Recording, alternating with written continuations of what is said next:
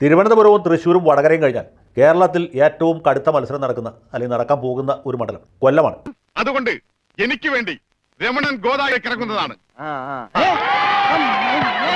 കഴിഞ്ഞ 2 തവണയും പ്രേമേന്ദ്രനോട് ഏറ്റുമുട്ടി പരാജയപ്പെട്ട മാർക്സിസ്റ്റ് പാർട്ടി അതിശക്തനായ ഒരു സ്ഥാനാർത്ഥിയെ തന്നെ കണ്ടുപിടിച്ച് പ്രേമേന്ദ്രന്റെ കഥ കഴിക്കാൻ തീരുമാനിച്ചു.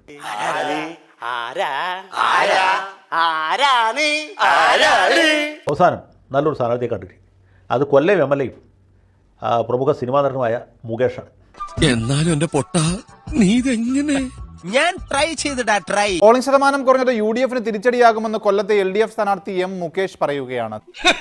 എനിക്ക് മുഖം നോക്കാതെ നിങ്ങളോട് കുറച്ച് സംസാരിക്കാനുണ്ട്. എനിക്ക് തുടക്കം ആദ്യത്തെ ദിവസം മുതലുള്ള പ്രതീക്ഷ തന്നെയാണ് നല്ല രീതിയിൽ വിജയിക്കും.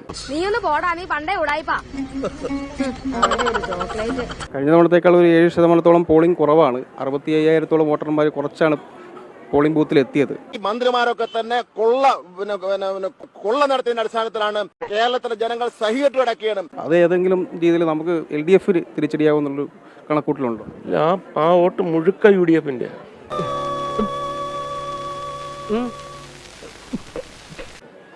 ആ 7% UDF-ന്റെയാണ്. ഞങ്ങളുടെ വോട്ടിന് ഒരു കുഴപ്പം വന്നിട്ടില്ലെന്നാണ് നമ്മളുടെ വിശ്വാസം. സത്യം പറഞ്ഞ ആശാന്റെ കഴി വെച്ച് നോക്കുമ്പോ ആശാൻ ഈ ലെവലിലൊന്നും അറിയപ്പെടേണ്ട ആളല്ല, കുറച്ചും കൂടി ലോ ലെവലിൽ അറിയപ്പെടേണ്ട ആളാണ്.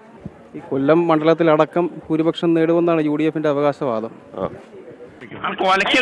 ഏതെങ്കിലും ഒരു സാഹചര്യത്തിൽ നമുക്കൊരു തിരിച്ചടി ഉണ്ടായാൽ MLA സ്ഥാനം രാജിവെക്കുന്ന അങ്ങനെ ഒരു ആലോചന ഉണ്ടാവും?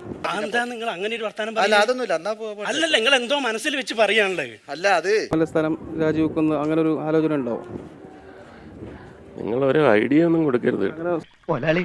ഞാൻ ഉപദേശിക്കുന്നു കരുതരുത്. മുതലാളി ഒരു ചെത്തിയാണ്. രമണ, നീ എന്റെ ക്ഷമ പരീക്ഷിക്കരുത്. സോഷ്യൽ മീഡിയയിൽ ആരെങ്കിലും ഒരാൾ അങ്ങനെ രാജിവെച്ചിട്ടുണ്ടോ? MABയൊക്കെ അന്ന് രാജ്യസന്നദ്ധത അറിയിച്ചിരുന്നു. എന്തോ കുത്തി പറയുന്ന പോലെ എനിക്ക് ഫീൽ ചെയ്യുന്നുണ്ട് കേട്ടോ. എന്നിട്ട് ഞാൻ അറിഞ്ഞില്ല, എൻ്റെ അടുത്ത് പറഞ്ഞതുമില്ല. നീ വിചാരിക്കുന്നത് പോലെയുള്ള ഒന്നുമല്ല ഞാൻ. നിങ്ങളെക്കാട്ടിയും ഷ്രൂഡായിട്ടുള്ള ആൾക്കാർ എൻ്റെ അടുത്ത് പറഞ്ഞിട്ടുണ്ട്, അന്തസ്സുണ്ടെങ്കിൽ അഭിമാനമുണ്ടെങ്കിൽ രാജിവെച്ചിട്ട് വേണം നിൽക്കാൻ. 100% ഞാൻ യോജിക്കുന്നു. രാജിവെച്ചിട്ട് വേണം നിൽക്കാൻ, എന്നാൽ മാത്രമേ അയ്യടാ നല്ല കൊയ്ത്ത്. തോറ്റ ആ സെക്കൻഡ് വെച്ച് ഞാൻ സ്ഥലം വിട്ടോ. എന്നെ അന്വേഷിച്ച് സമയം കളയാണ്ട് നീ മുങ്ങിക്കോ. മാത്രമല്ല പ്രേമേന്ദ്രൻ വലിയൊരു പാർലമെന്റേറിയനാണ്. ഇന്ത്യൻ പാർലമെന്റിൽ അതിശക്തമായിട്ട് കാര്യങ്ങൾ അവതരിപ്പിക്കാൻ കഴിവുള്ള ഒരു മെമ്പറാണ്. അതൊന്നും എന്നെ ബാധിക്കുന്ന പ്രശ്നമല്ല. പക്ഷേ പ്രേമേന്ദ്രനെ പോലെ ക്രമപ്രശ്നങ്ങൾ ഉന്നയിക്കാനും പ്രധാനമന്ത്രിയെ വരച്ച വരയിൽ നിർത്താനൊന്നും മുകേഷിനെ കൊണ്ട് പറ്റുകയില്ല എന്നുള്ള കാര്യം ലോകപ്രസിദ്ധമാണ്.